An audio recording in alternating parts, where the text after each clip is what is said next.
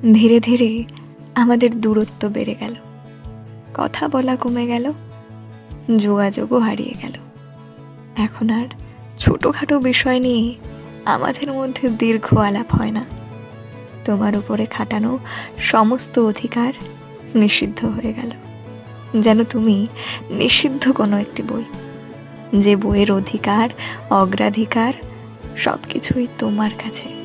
তুমি ভুলে গেলে একদিন আমরা খুব পরিচিত ছিলাম।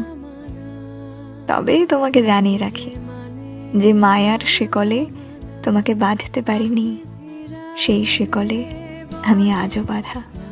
কত চেষ্টা করেছি, কতবার ভেবেছি ভুলে যাব, কিন্তু ভুলতে পারিনি। কারণ মানুষ যা ভুলতে চায় তা সে কখনোই ভুলতে পারে না, তা চক্রাকারে আবার ফিরে আসে।